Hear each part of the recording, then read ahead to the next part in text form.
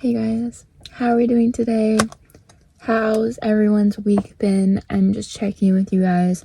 I wanted to do a little video today, sit down with you guys, eat some lunch. You guys just grab your lunch, come eat with me, we can chat, see what's going on. I went to Chop Leaf today. I was gonna go to my work and get food, but stuff happened. So we went to Chop Leaf. Look at this sandwich. I mean, how can you not love that? So good. With their ranch, of course. It's the best ranch. I'm not a ranch lover, and this is so good. And honestly, I kind of just wanted to talk to you guys, but I need a few bites first because I haven't ate anything today. I'm still working with my appetite.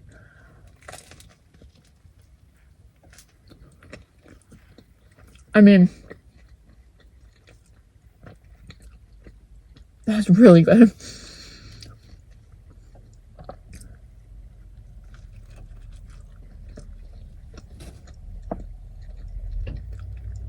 That's really, really good.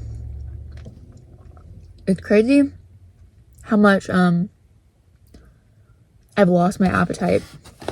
I've never really dealt with a loss of appetite before, but going through this breakup has been extremely challenging on my physical body because I just thought I had everything I had, and then all of a sudden I didn't, and I seriously just could not. I was so anxious and very nauseous. I feel like when I get anxious and depressed, I get really, really nauseous, and that has led me to not be able to eat. So it's been really, really hard just keeping up with my eating. But I've been getting better at it. I try to eat at least 1 or 2 meals a day. I know that is not a lot, but it's actually kind of links to what I want to talk about today, which is surviving. And I know that sounds so basic and boring, honestly, but when you are in a state of such depression and such anxiety, there becomes a point where it isn't about living your best life, doing what's right. It's about living and staying alive and doing what you need to do to stay alive. So honestly, if you were struggling with your appetite so much, if you have an eating disorder, if you whatever it may be, and you can't physically eat, what matters is that you're getting enough nutrients to live another day. And that is what's important. So even right now, I know that I'm not eating the most healthy things or the most balanced meals or getting enough protein or carbs or whatever it may be, or fat, and eating the healthy fat instead of I'm trying not to worry about that right now, but worrying about, making sure I'm eating enough calories so that my body is able to move, right? And that's what's important. And I'm so grateful that I'm able to eat again, have a little bit of food in me. I do want to give some recommendations because I feel like I'm not the only one who struggles with loss of appetite. My number one thing is eat what sounds good. If something sounds good to you, eat it. So I remember the first week of my breakup, the easiest thing for me to eat was popsicles. And there's no calories in them, I know, but it gave me a little bit of energy just to survive and feel a little bit satiated. So I ate popsicles. Today I literally went to bed thinking about the sandwich, and I know I don't really have much of an appetite, so I came and ate the sandwich because I knew that it was what I was craving and my body would accept it. So honestly, go with your cravings. That's a big thing.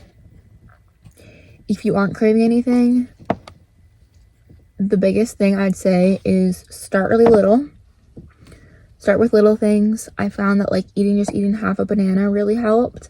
Try to find things that don't really have much of a flavor. So for me, a lot of things with a lot of flavor would really intimidate me in my appetite. So I honestly ate a lot of bananas, a lot of yogurt too. Yogurt was amazing for just filling up. In addition to that, I'd say make sure that if you can't eat your calories, try to drink them. And this isn't advice I'd give to everybody, but I'd say if you have no appetite, mean, you can get in a smoothie that like you can just taste like peanut butter and banana. That sounds appetizing to you. I'd say do that. Like, you don't need to make them the most fruity, flavorful smoothies ever, but just like make a smoothie, get some protein powder in there just so that you're getting those base nutrients. I'm not kidding when I say I almost lived off of Fairlife's for the first like few weeks. I seriously would just make sure I have a Fairlife because I know there's protein in there. A lot of them are meal, like, quote unquote replacements. I don't like that word, but they're just giving you those nutrients that you need, and they're like supplemental, so they're good just to like make sure that you're like at least getting something. That's a goal, is that you're at least getting something in you, you're doing something to just keep going. Okay, I decided to move the camera because I don't know, it's just uncomfortable sitting there, but I kind of wanted to keep going on with what I was saying about sometimes your goal is just to get on to the next day. And that is something that I honestly didn't learn until I was hospitalized. And I don't know like how much I want to talk about it, but I guess I'll just tell my story. So I have dealt with, okay, I'm going to tell my story kind of briefly, not go into too much detail, but I want to talk about, just like give a little trigger warning for suicidal ideation, depression. I love hearing people's stories, but I know that sometimes it can also be a trigger for me, so just be wary. You don't have to watch this. But yeah, so I have been suicidal for probably about 4 years of my life. It wasn't constant, it wasn't every day, it was just I dealt with those suicidal ideations, and I never wanted to go through the pain of dying. I never wanted that. A lot of it was just I didn't want to be here, and when you get into the hospital, you learn that those are different thoughts, and if you do therapy, like, you know that those are different thoughts, but I'm trying to open this, but when you're actually going through depression and going through these pains, it just because they are different thoughts does not mean that one is less scary or less important than the other. So I have wanted to just honestly not be here for a while, and life was getting really overwhelming. Those thoughts honestly were what was getting the most overwhelming, and I broke down one day.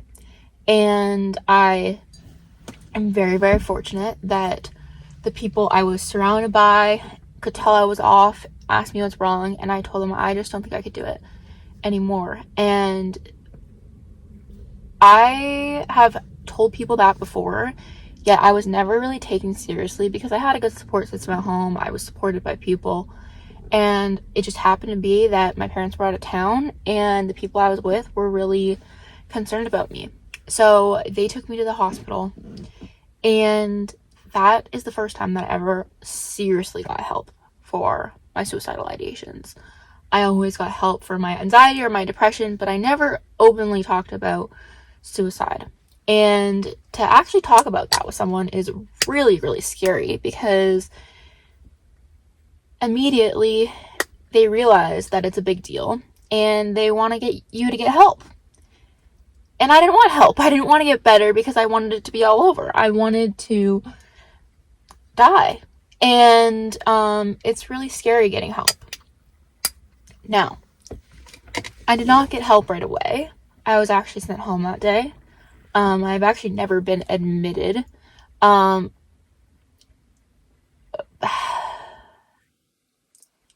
I will say one thing that they taught me, and one thing that I learned from that hospital visit, is that you don't need to... One thing I learned from that hospital visit is that they couldn't cure me, especially overnight. Even if I stayed, they couldn't cure me. The reason that they admit people is to keep them alive. And they believed in me enough that I could keep myself alive. And honestly, it wasn't until I got the help of medication that could keep me, that could bring me down, that actually, like, I believed I could do it myself. So whenever I am talking to someone and they are going through a panic attack, or they are experiencing extreme anxiety or depression, and they're going through an extreme depressive episode, the biggest thing I tell them, and would tell anyone, is to get through today. You don't need to worry about tomorrow. You don't need to worry about 5 years from now. But if you can get through today, that's all that matters. And talking to someone with extreme depression, that's not what they want to hear. It's not what I wanted to hear. I wanted to hear that they could give me a drug that would take all the pain away. That's what I wanted to hear. But unfortunately, it's not that easy. Now, I am fortunate enough that for me, when I am going through extreme anxiety and extreme depression, I have been able to get prescribed a medication that will bring me down from that. And if you feel like you need the same, I would seriously just tell you to go talk to your doctor, because I've had times in my life where I don't think I can get through the moment if I am so overwhelmed. I'm going through so much. For example, the day of my breakup, I mean, I could not stop crying. You're a mess. And I'm trying to deal with these emotions, but at some point it gets so overwhelming that you kind of just need to sleep. That's okay. Sleep, girl. Like, if sleeping is going to bring you an extra 3 hours of your life that potentially you could have a revelation and just want to switch your life around, it's worth it. It's genuinely worth it. And I will forever say that if you think you need a medication like this, please go talk to your doctor. Please go get help. Please go to therapy, because it will help you. And it seriously helped me. This is a pill where I take. It's a mood stabilizer. I feel emotions very deeply, very extremely. So for me, it really helps me to be like, okay, I can actually breathe again. I'm not feeling these emotions to this much of an extreme. I can actually kind of bring myself back to my, like, window of tolerance where I can actually, like, reflect on things. Okay, I honestly know I just chatted everyone's ear off for, like, forever. But yeah, I want to know, like, how you guys feel about this, because I feel like it's something that people don't really talk about. It's like just getting through the next day. It's like sometimes that is a lot harder than you think it is. So I just wanted to hear people's opinions, what you think about it, how you do that. I have my strategies, and there's certain things I do, which I will always share. For me, honestly, the biggest thing is if I'm in an extreme, like, spell or like a dwell, I don't even know what you call it. If I'm in like honestly, like an episode where I'm extremely depressed, medication is what helps me the most. However, that's not something that I rely on. The biggest things that I do is keep myself in a routine every single day. Every single day I go on a walk. Every single day I go to the gym or walk, or do something active. Every single day I make sure to do one of those, because it just gives me something to do. I'm not happy doing it all the time, but it gives me something to do. It bypasses me time to just keep going and get on to the next day. And I know that it seems like you're weak. I know that it seems like you're not able to thrive and that you're not meeting the standards of society, or that you can't keep up to your friends. Or for me, it was like I feel like I'm not keeping up to my ex-boyfriend. Like, that was really hard for me. How is he thriving right now and I'm just surviving? Like, there's a lot of comparison that happens, but comparison genuinely is the thief of joy. And if you don't sit down with yourself and use yourself as your own measure, and I mean, if you're religious, like, use God, then you're not gonna be able to do it, because you're gonna be looking around at everyone and just feel disappointed. And life isn't about being disappointed. Life is about growing and finding the joy in the little things and loving the little things. Now, you need to figure out what that is for yourself. There's certain things that I love that my friends or my family, they don't care about. They're like, what the heck, Emily? What are you talking about? But if I'm sitting here and I'm talking and I'm feeling joy, that's something to be grateful for. If I'm sitting here looking at the leaves and they're beautiful because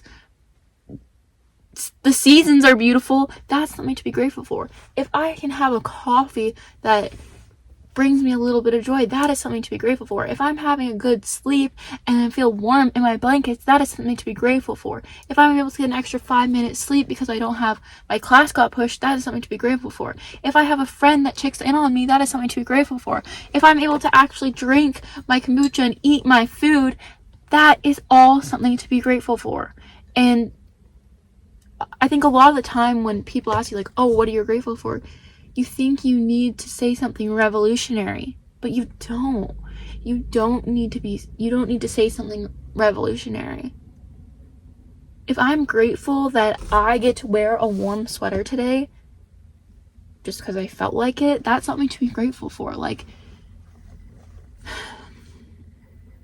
it's crazy. It's crazy how much gratitude can change your life. And it doesn't work all the time. Trust me, it does not work all the time.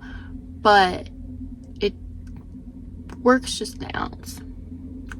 And if something could help you just an ounce, I will push it out into the world and I will say it. And I will just always continue to share with you guys and uplift you guys and be there and be that support for someone and share my story, because I don't want to die anymore.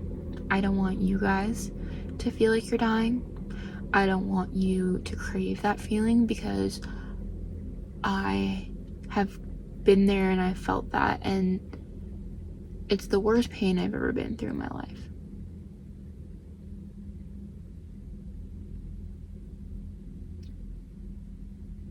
Feeling so helpless that you are willing to take your own life is a big deal. And don't let anyone tell you otherwise, because that's a big deal. Your life is a big deal. So if you ever need support, if you ever need someone to talk to, someone to rant to, someone just to say hey to, I'm here. Because I will forever, ever, as long as I am living and breathing on this planet, on this earth, I will preach the importance of you and that you are here. It doesn't matter what you identify as, male, female, non-binary, what your sexual orientation is, it doesn't matter your religion. You know, I might be having these revolutionary feelings right now about religion, and I'm very grateful and very proud of myself for that. But never ever will I put someone else down because they do not agree with me. Because it's not fair. And as someone who's beginning to, feel like I identify as a Christian, the biggest thing I will always preach is love. And I do love you guys all. And I'm here for you guys. I'm here to support you. And if you do not feel supported, please reach out, because the most important thing that you know is that your life matters and that it is worth surviving another day. I think I'm going to leave it at that today. That was a big long rant, but I just wanted to have a little lunch chat with you guys, sit down, share my feelings. I just love ranting. I'll probably need more structure to it in the future, whether this becomes a podcast, whether it's just a lunch chat, a coffee chat, tea time talk. I don't know what we want to call this, but something I want to continue to do. And please, if you ever have any questions, if there's anything you want me to talk about in particular, let me know in the comments down below, because I'm here to chat. I'm here to talk about things, and yeah.